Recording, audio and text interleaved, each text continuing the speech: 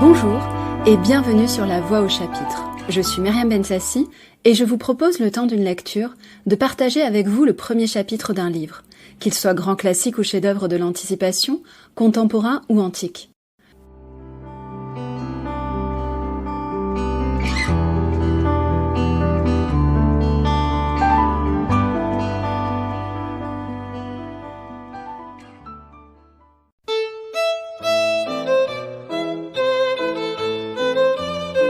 Avant les fâcheux, après les précieuses ridicules et quelques échecs, Molière présente l'école des maris.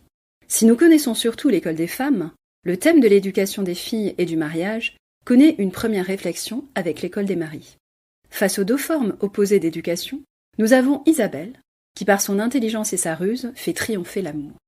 Voici donc quelques extraits.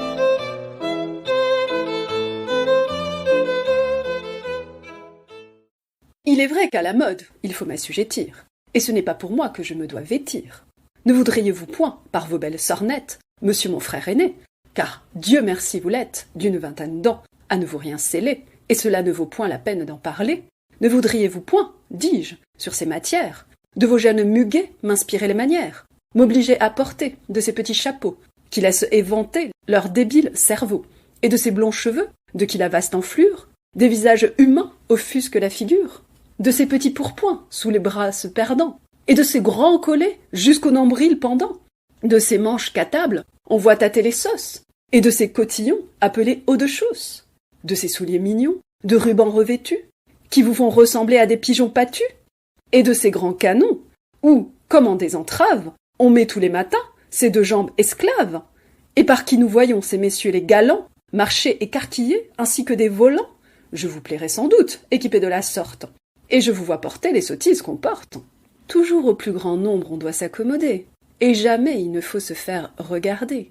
L'un et l'autre excès choc, et tout homme bien sage doit faire des habits ainsi que du langage, ni rien trop affecter, et sans empressement, suivre ce que l'usage y fait de changement.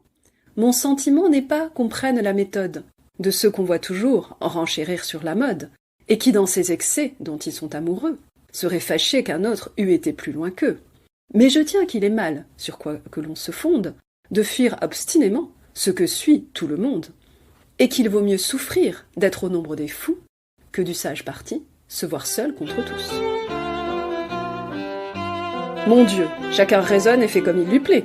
Elles sont sans parents, et notre ami leur père nous commit leur conduite à son heure dernière, et nous chargeant tous deux ou de les épouser, ou, sur notre refus, un jour d'en disposer.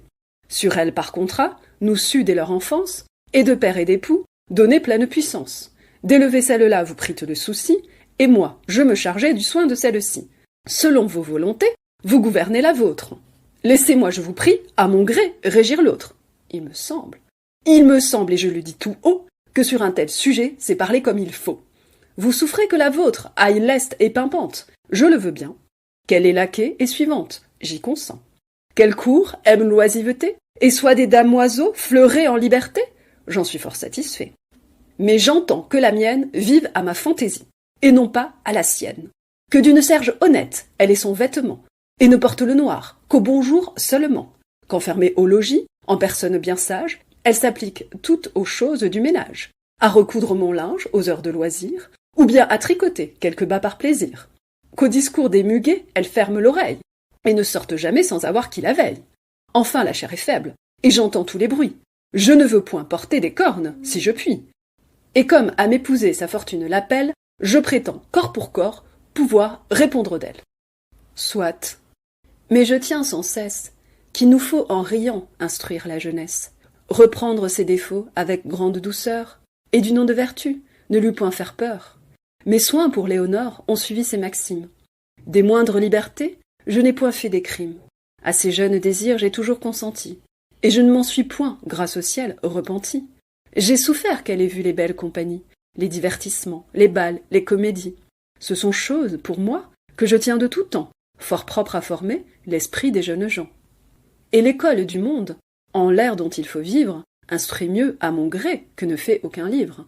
Elle aime à dépenser en habits, linge haineux, Que voulez-vous? Je tâche à contenter ses vœux. Ce sont des plaisirs qu'on peut, dans nos familles, lorsqu'on a du bien, permettre aux jeunes filles.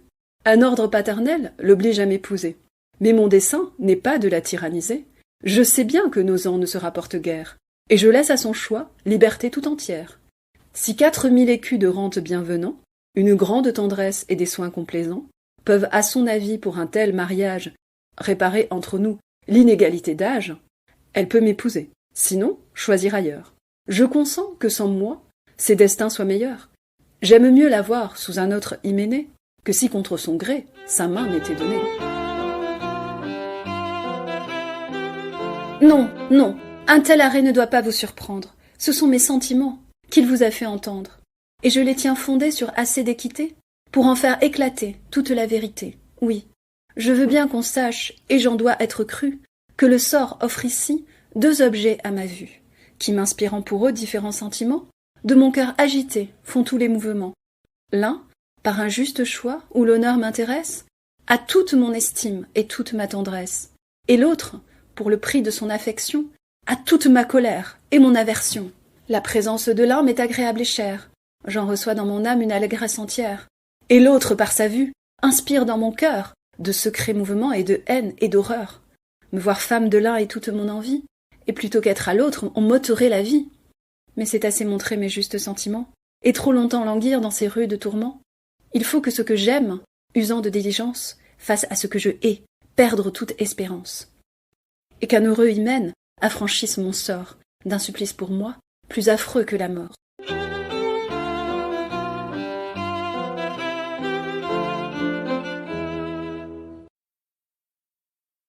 Ainsi se termine ce nouvel épisode spécial Molière. Nous le retrouverons le mois prochain. Quant à nous, je vous donne rendez-vous la semaine prochaine avec un nouvel auteur. D'ici là, je vous dis bonne lecture. C'était La Voix au chapitre, un podcast produit et réalisé par Myriam Bensassi.